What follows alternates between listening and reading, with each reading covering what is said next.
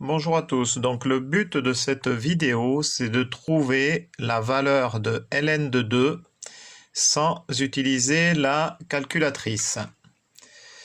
Donc il y a la méthode de Brunker, c'est-à-dire l'algorithme même de Brunker qui permet d'avoir une valeur approchée de ln de 2. Et j'ai trouvé une autre méthode, alors c'est une méthode perso, voilà, je ne sais pas si elle existe ou pas, et je vais vous en faire part. Donc toujours pareil pour trouver en fait pas la valeur exacte, mais en tout cas une valeur approchée le plus près possible de la valeur exacte. Alors allons-y. Donc déjà c'est pas une valeur exacte, parce que si on fait ln de 2, c'est un nombre irrationnel. Ouais, donc ce ne sera pas une valeur exacte. Quoi qu'il en soit, on n'arrivera jamais à avoir la valeur exacte. Donc petite correction à ce niveau-là.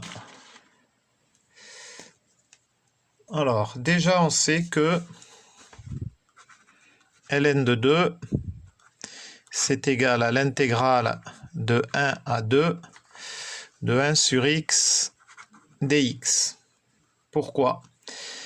Parce que l'intégrale de 1 à 2 de 1 sur x dx, une primitive de 1 sur x, c'est ln de x. Donc, alors, si j'intègre ln de x, 1 sur x, ça me donne ln de 2 moins ln de 1, et donc c'est égal à ln de 2, puisque ln de 1 égale 0.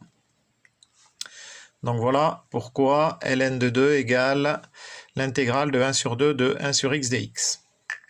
Ok, ça c'est très bien, mais ça ne répond pas à la question combien vaut ln de 2. Bon, je saisis sur GeoGebra la fonction f de x égale 1 sur x. Voilà, et je vais m'occuper juste de la partie pour les x compris entre 0 exclu et plus l'infini, mais même pas entre, du coup, entre 1 et 2. Pour x compris entre 1 et 2. Voilà. Alors, je vais agrandir un peu la taille de caractère, je vais mettre à 20.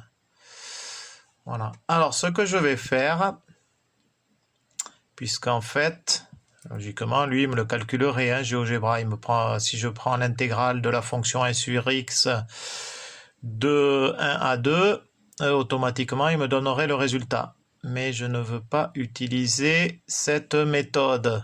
Donc, je vais prendre la tangente à la fonction 1 sur x au point d'abscisse 1,5. Pourquoi le point d'abscisse 1,5? C'est le point milieu entre 1 et 2. 1 plus 2 égale 3, divisé par 2 égale 1,5. Donc, je vais prendre cette tangente-là. Et ensuite, je vais calculer l'intégrale sous cette tangente.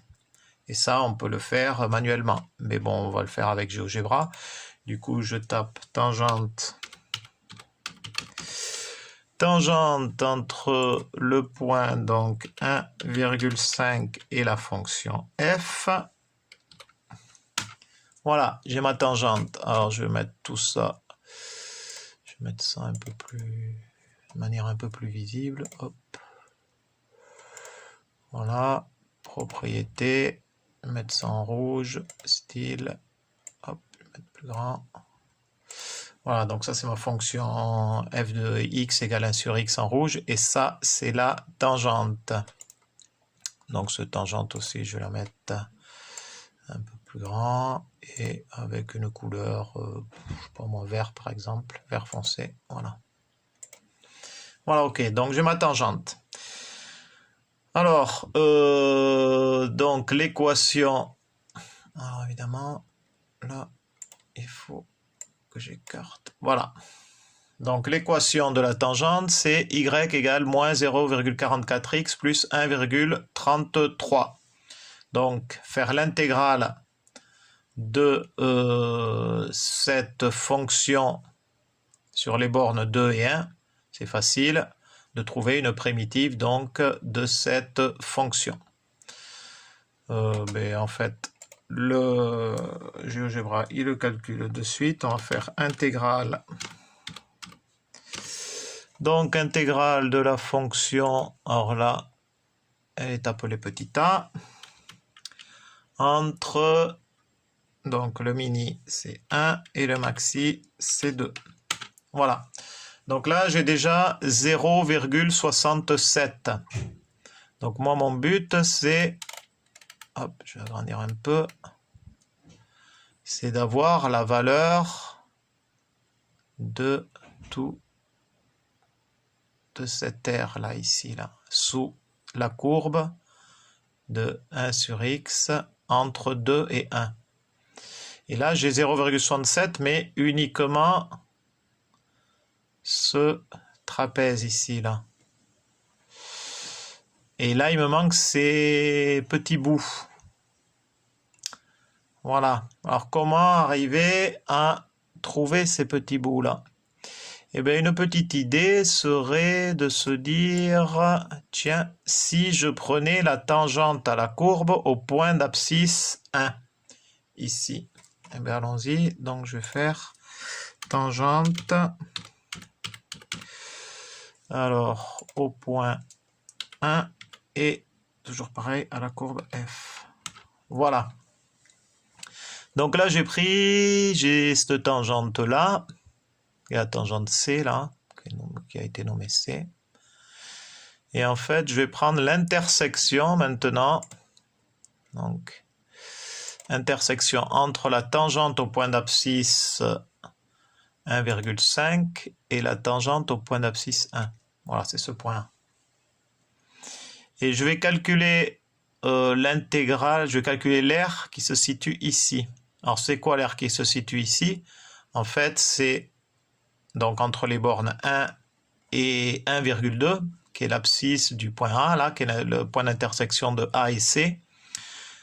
Donc, je vais prendre l'aire sous cette tangente-là, moins l'aire sous cette tangente, ce qui me donnera l'aire ici, là. Donc, allons-y. Je vais faire donc intégrale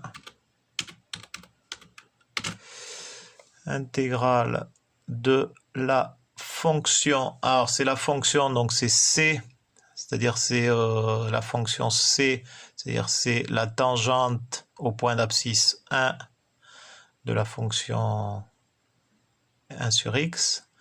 Donc, c'est moins x plus 2, moins cette tangente-là, point d'abscisse 1,5 de la fonction 1 sur x. Donc, c'est moins 0,44, donc plus 0,44x et moins 1,33. Et donc, le minimum, c'est 1. Et le maximum, donc, c'est l'abscisse du point A, qui est le point d'intersection des deux tangentes. Donc, 1,2. Voilà. Donc, ce petit triangle-là, en fait, ça correspond à ça, à peu près. Voilà. Donc, il s'est positionné sur l'axe des abscisses. Ça aurait été bien qu'il se positionne ici, là. Mais bon, du coup, on va rajouter ce 0,01 à 0,67. OK. Alors, en fait, il va nous manquer juste ce petit bout ici, là. Il va nous manquer cette partie-là. Mais bon, déjà, ça sera une valeur approchée pas mal. Et il nous manque aussi cette partie, quand même, qui est un peu plus conséquente. Donc, qu'est-ce que je vais faire? Je vais prendre la tangente au point d'abscisse 2, cette fois, à la fonction 1 sur x. Donc, tangente, alors, au point 2, et donc à f. Voilà. Donc, c'est la tangente E ici. Elle est marquée en E. Donc, il y a pour équation y égale moins 0,25x plus 1.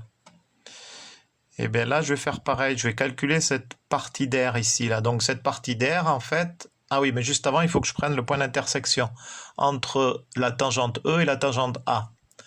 Donc, intersection entre celle-là et celle-là. Donc, ça me donne le point B. Alors, du coup, le point B a pour abscisse 1,71. Alors, je vais calculer, du coup, cette R-là entre 1,71 et 2. Et donc, je vais faire le même procédé que pour ce côté-là. C'est-à-dire que je vais prendre l'air sous la tangente E de 1,71 jusqu'à 2, moins l'air de la tangente A de 1,71 à 2. Donc allons-y, intégrale.